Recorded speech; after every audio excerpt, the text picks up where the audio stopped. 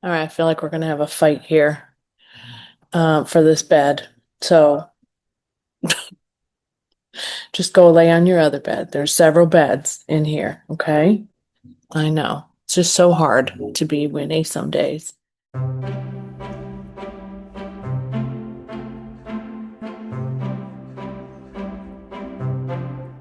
Hi, readers. It's Lori. Welcome back to my channel, Books, Ink, and Paper, or welcome if this is your first time. Winnie and I are so happy that you're here. And if you're new to this channel, this is who we are, and this is how we operate sometimes because we just, right before filming, we think, oh, I need something. I need love. I need support, whatever it might be. Okay, so I'm going to do my best to share with you the books that I've hauled in the month of November. I am cutting this off right now because this is enough.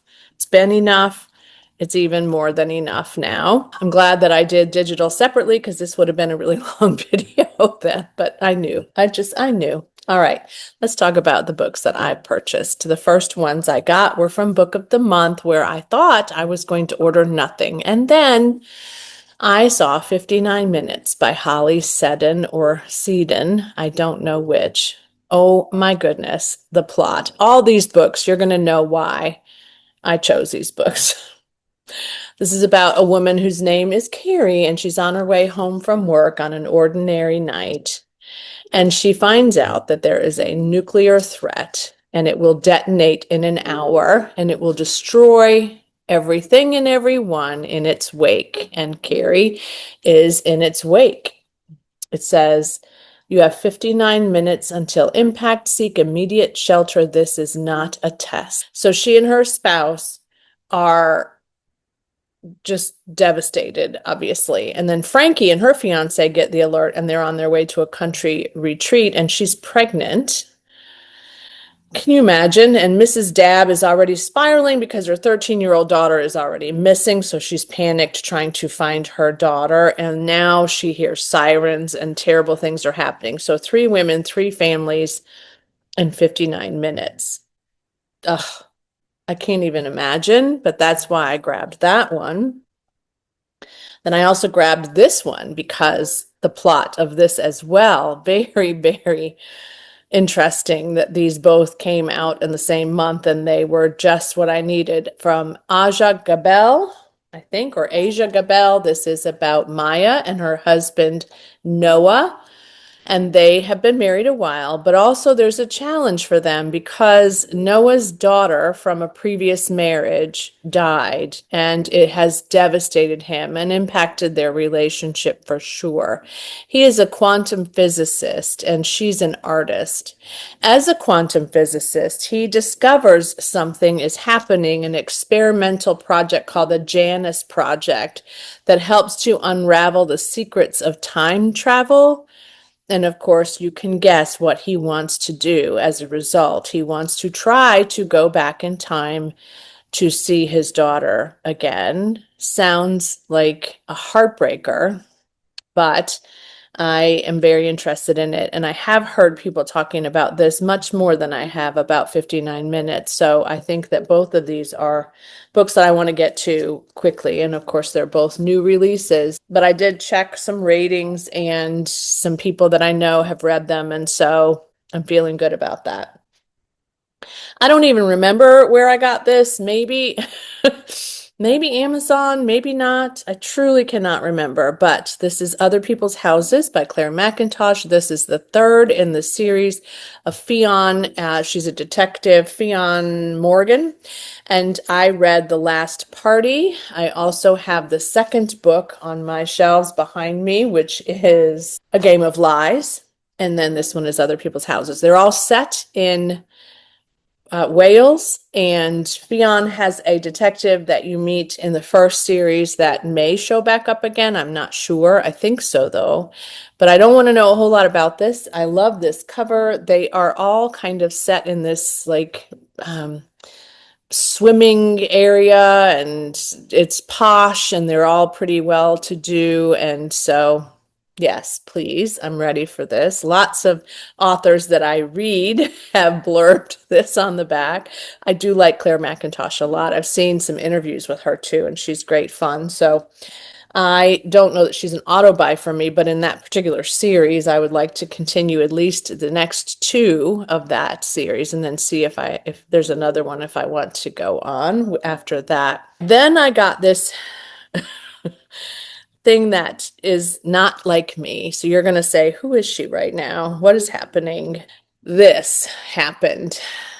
JC Lynn, or JCia, but I think it's JC Lynn, wrote a book called For Whom the Bell Tolls. And this was recommended, I think, on one of my podcasts. And I think it came from Currently Reading. I think Meredith brought it forward, but I'm not sure. When I heard about it, it was like, oh, yes, I really, really want that. So I ended up ordering it. And I think I got this one from a bookseller, but I don't remember which. Okay. This one, For Whom the Bell Tolls. The bell in this, oh, and let me just show you I know. So Sarah Swan got one like this from Comic-Con. And I was like, oh, mine looks just like that too. The only difference between hers and mine is the sleeve, the book sleeve, because even the end pages are the same as hers that she got from Comic-Con. But I love, love, love this book for this reason, but also for the premise. All right. So there's her and another guy and looking like a little munchkin kind of person behind them. All right, so this is about a woman named Lily, and Lily is in the afterlife, which means she's gone to the place of darkness and fire rather than the clouds and sun. All right, so she finds herself in the depths of hell, and she sees deities standing in line at a coffee shop, and fae are flitting between realms, and souls find a way to make death a new beginning. And she explores her home and has discovered that she has to adjust. Now, she has years of customer service in her belt on the earth, and so she's chosen as a customer service employee who will help people transition into hell. That is her job. She's very good at it. So she directs them into their rightful circles with more than a hint of sass. But then she meets Bel, B-E-L, who's a demon general, kind of bossy, but I'm sure that's who's in the back with her walking down the caves of hell. Can't wait. Fantasy. I know. Fantasy. Romance. Fantasy. I just can't. All right. She was born and raised in the Pacific Northwest. Never heard of this author before, but I think this is a must. And it's over 600 pages. So again, who am I? I don't know. But I may be adjusting my 2026 reading goals as a result of some of the things I've hauled in this stack. Wait till you see. Then I went to Whatnot, the very beginning of the month. I think it was the last time I've been, and I probably won't go again for a very, very long time. But I have this Whatnot channel. I can't think of her name. If I can find it, I'll put it in the comments below. But I'm trying not to go into the What's Next app. This is a bookseller that I really like, and she has a number of books that I am interested in, but I just can't with this. Nevertheless, I grabbed a great copy of Know My Name by Chanel Miller, which is not an easy story, but one I have wanted to read for a long, long time. Chanel Miller's book is called Know My Name because when she was sexually assaulted at Stanford, she was sexually assaulted by another student there, and her name was redacted from the trial and from all that information. So she was known as Emily Doe.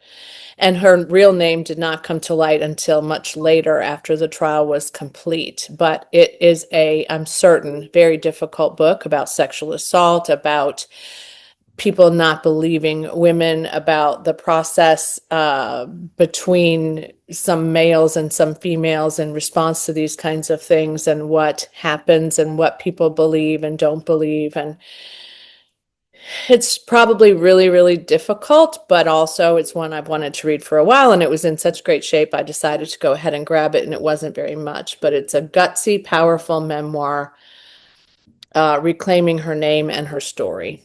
So everybody deserves to be able to tell their story, and they deserve people who care about them to read it, I think. That's just me. And then I got the Busybody Book Club by Freya Sampson. Never read anything by this author. She's the author of Nosy Neighbors, which I may have on some Kindle or Nook device, but I'm not sure.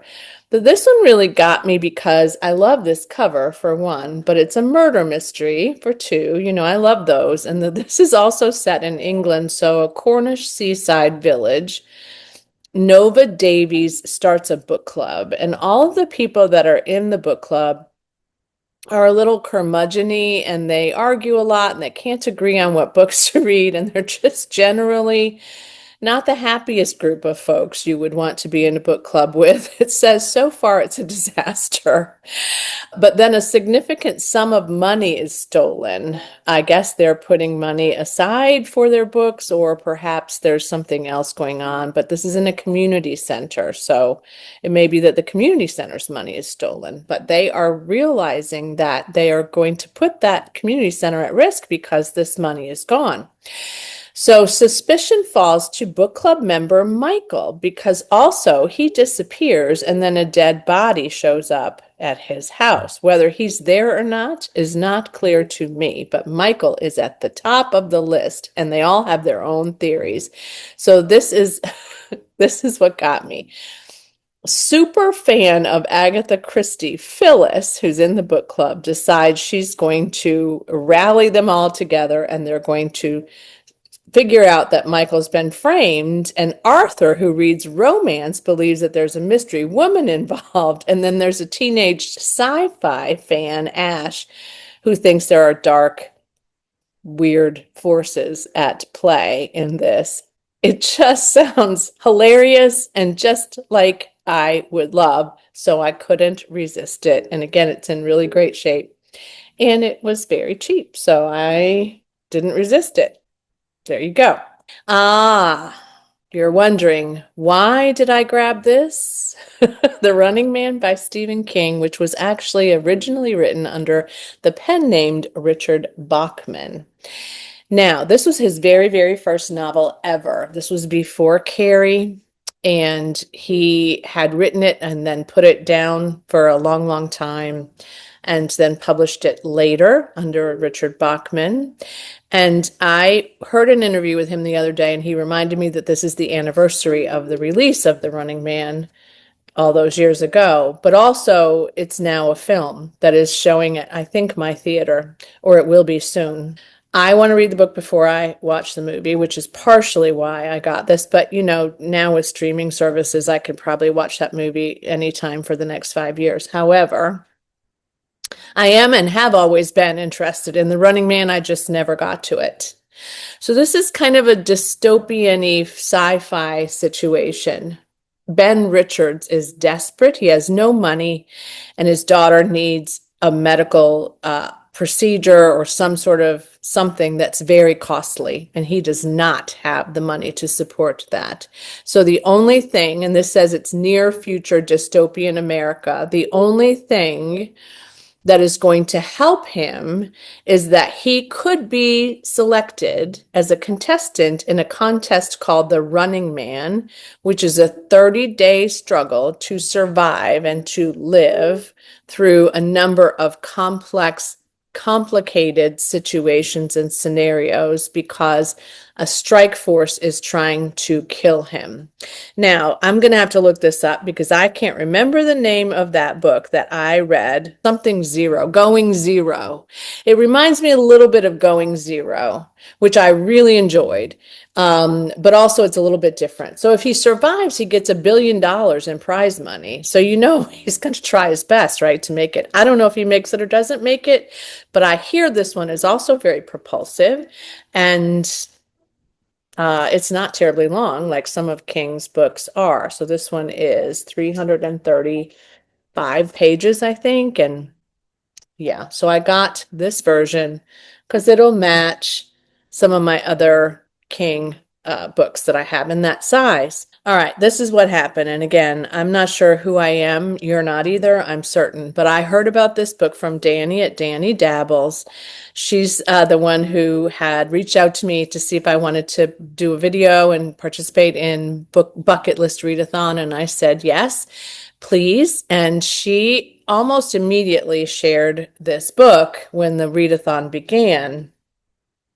And something happened inside of me, and I grabbed The Will of the Many, which is the book one in the hierarchy series, fantasy, dystopian-y fantasy by James Islington or Islington. Here's why I grabbed this. I had it from the library. I didn't read it, but I looked at it and I thought, oh, I think I could get into this. I really do think I could get into this. So I returned it to the library because I found it on, I think it was Amazon, for $10. $10. And it was not $10 originally. It was on a big sale. I think this was sort of the pre-Black Friday pop sale. I'm not sure, but I grabbed it. Never read anything by this author. Never heard of this book until Danny brought it forward. Again, I feel like my new year goals about how many books I'm going to read are going to have to adjust to some of these huge sci-fi reads. However, 628 pages, maybe it just goes by like crazy fast. I don't know, but I love this cover. I love that this was a $10 hardcover novel. And I love that book two is already out. So if I like this a lot, I can grab that. Probably won't be $10, but that's okay. So this is a Katanen Academy or Katanen Academy. Young guy, Viz Telemus. He was orphaned from a tragic accident, and he was led to be accepted into this very prestigious school. And I'm going to read this somewhat to you because I don't want to mess this up. So he gladly joins the rest of civilized society in allowing strength, drive, and focus, what they call will, to be leached away and added to the power of those above him as a collective power, I'm assuming, as most and all must eventually do. And he says, I tell them that I belong and they believe me. But the truth is, I have been sent to the academy to find answers, to solve a murder, to search for an ancient weapon, and to uncover secrets that may tear the Republic apart. Now, maybe you know why I grabbed book one in the hierarchy series. I don't know how many there will be, but Danny made this sound like I needed to give it a shot, and so I'm giving it a shot. I just don't know when I will do that. Maybe on my Christmas vacation break. I don't know. I'll get to it. I really will. I know I will. Then another $10 book on sale was this one, We Solve Murders by Richard Osman, also hardback, which made me very, very happy. And I have read The Thursday Murder Club. I have the rest in that series on my shelves, except for the newest release.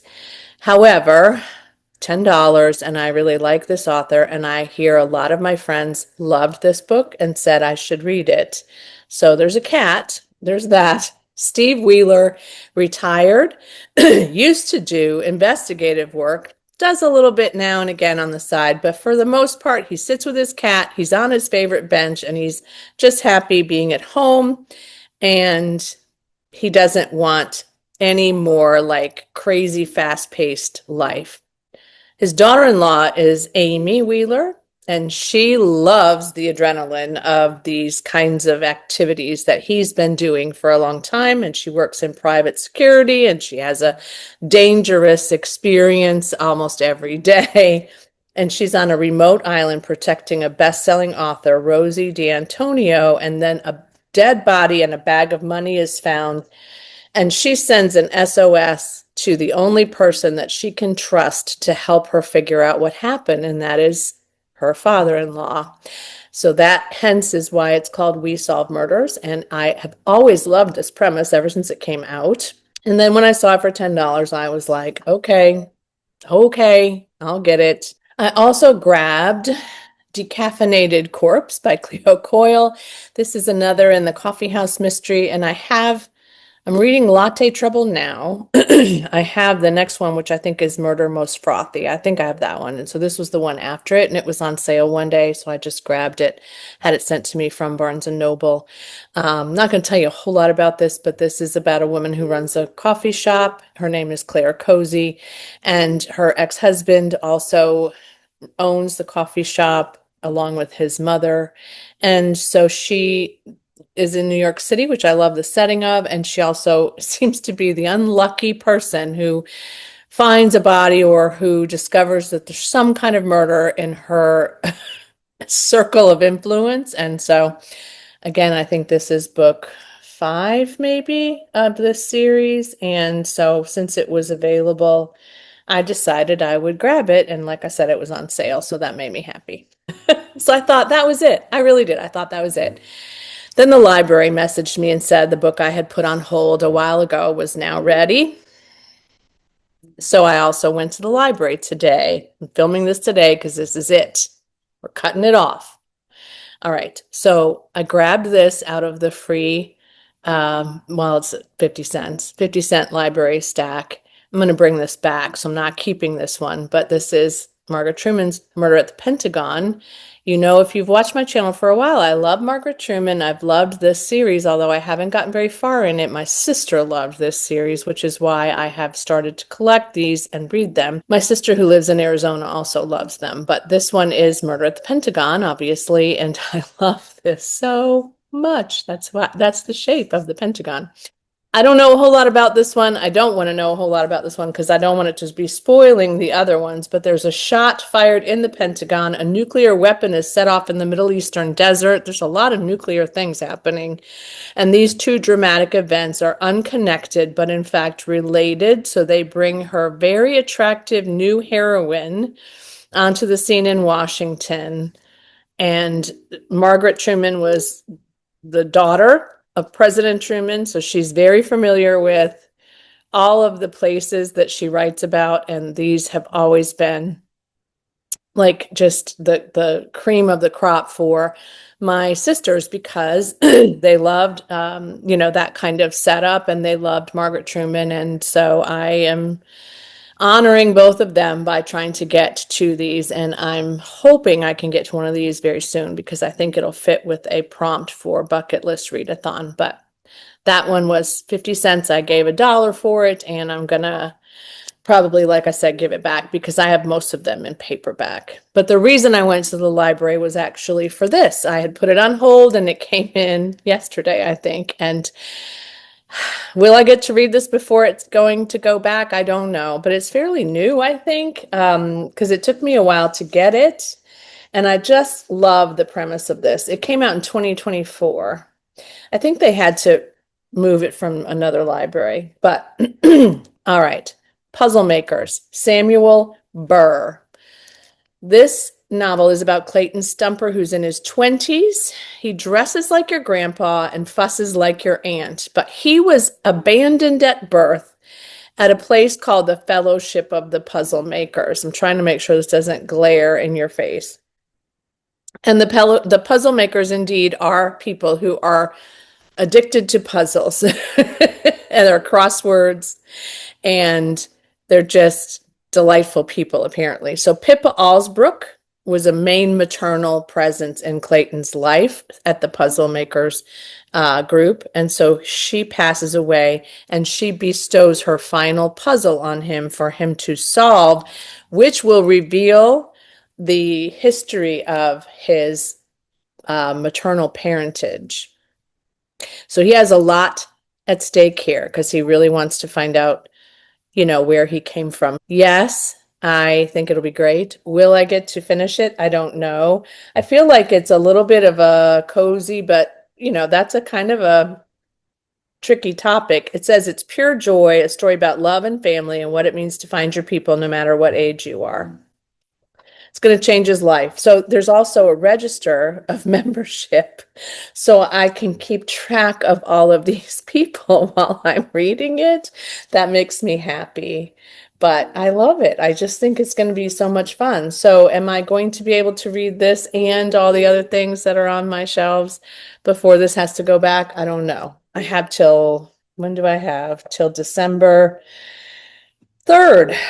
It's not long, but I am going through 2 books right now, and so I can prioritize that. All right, thanks for watching today, and thanks for putting up with this stack of a lot of books and for my conversation about them. I appreciate all of you so very much. Let me know what's on your list of books that you hauled in the month of November, or maybe don't, because I can't buy any more. No, I'm just kidding. My library is going to be my best friend very, very soon. I'm not even kidding. This is going to change for me. And again, I'm really reevaluating my goals in 2026, not just about how many books I read, but about how I acquire them.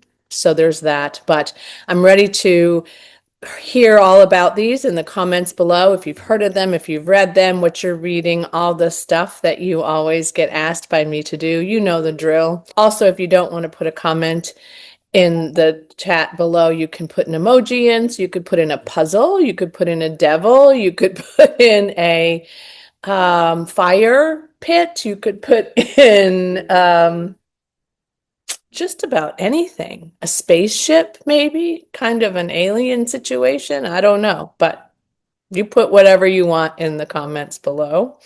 I can't wait to share with you how my month goes of reading.